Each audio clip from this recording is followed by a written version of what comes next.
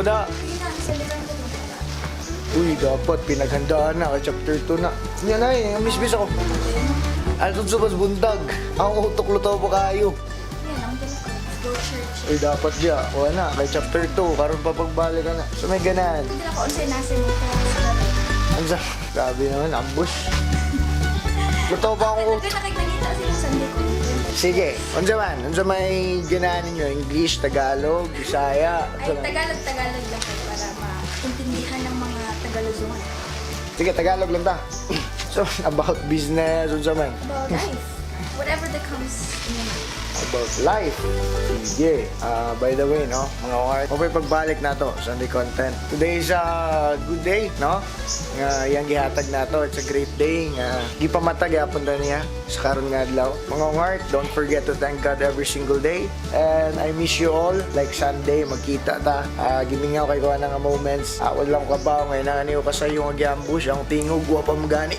Ang tingog, wapam gani mata. So, siguro, ang nasa kong brain ron, nasa akong mind is, ganahan ako share ang pinaka-favorite story na ako sa Bible. Sige, in Tagalog. No? In Tagalog. That's the challenge.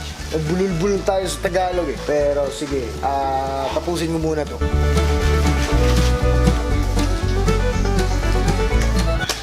Sa'yo kayo ka ng ambush ha. Okay, Sunday content. No, first Sunday content sa season 2. No, or chapter 2 sa itong mga Sunday content.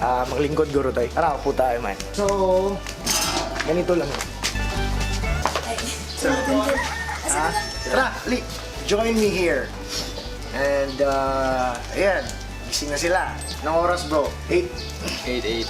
8? Ikaw? 8:05 in the morning. Sige. Natas. Na? Shoot. Oo, kayo. Alilaw, join me here. Tayong lahat dito sa Sunday. Sunday is family day. Dito ka man. Sunday is family day. Basta tulog mo man. Tubay kayo eh. Sa iyong mata.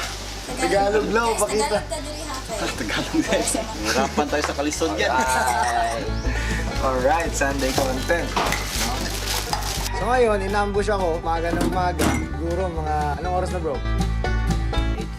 8:07. Alright. Ito yung pinaka-unang Sunday content natin, yung chapter 2. At namiss ko yung mga art. So, ayun, may story ako. JR, bro, love. Sige. Ito yung pinaka-favorite story ko sa Bible eh. No?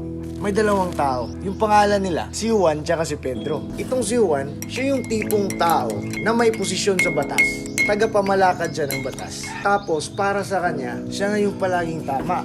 Tapos itong si Pedro, siya yung makasalanan na tao. Committed many sins. Nakapagnakaw, manloloko sa ibang tao. So ngayon, alam nyo na, sino yung si Juan tsaka si Pedro. Ngayon, yung dalawa, pumunta sila sa lugar na kung saan sila pwede magdasal. Ngayon, yung Juan, tumingin lang sa itaas. Sabi ni Juan, Lord, salamat dahil hindi ako katulad ng ibang tao dyan na mga magnanakaw. Salamat dahil hindi ako manluloko. Salamat at hindi ako makasalanan na tao.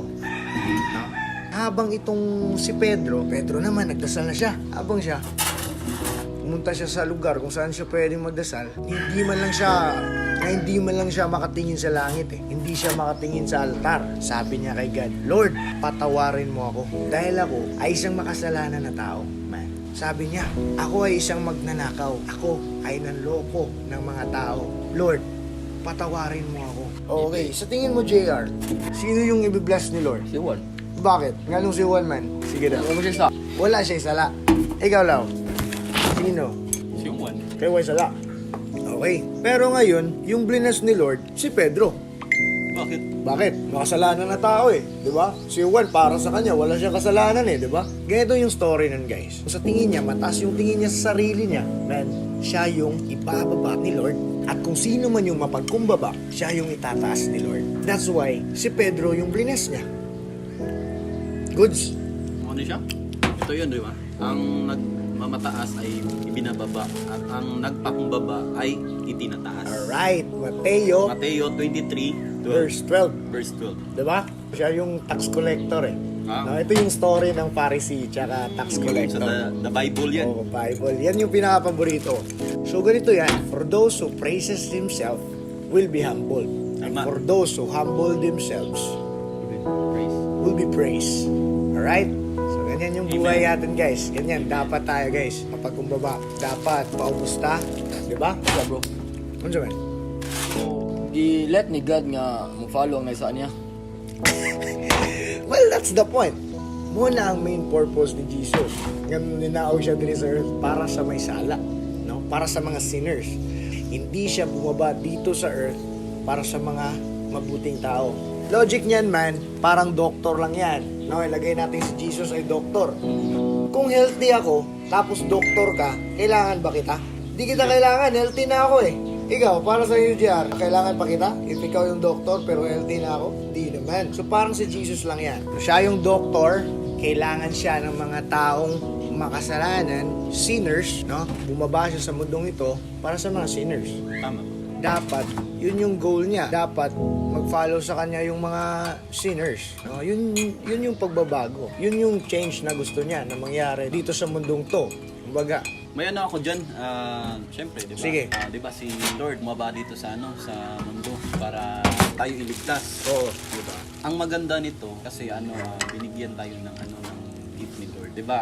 Yung Steady. si Lord bumaba dito sa mundo para iligtas tayo. Alright. Tama, di ba? Actually, meron mababasa natin yan sa Bible. For the wages of sin, Good. but the gift of God is have eternal life of Jesus Christ. Good yan, ha? So, yun. Ang lesson dyan, man, to cut the long story short, dapat paubusta. Dapat daily na to iangat atong selves like kita na mo'y supreme being diri sa earth. Bisa kung sa taka wealthy, right? Bisa kung sa taka dagang kwarta and stuffs. Kwarta di man naman da sa langit or sa imperno. Ba kay kwarta sa imperno or langit, ambot. Cause money, man may dragapo na. So, dapat ang rule natin, number one rule natin, paubusta. Alright, B? Paubusta? Paubusta.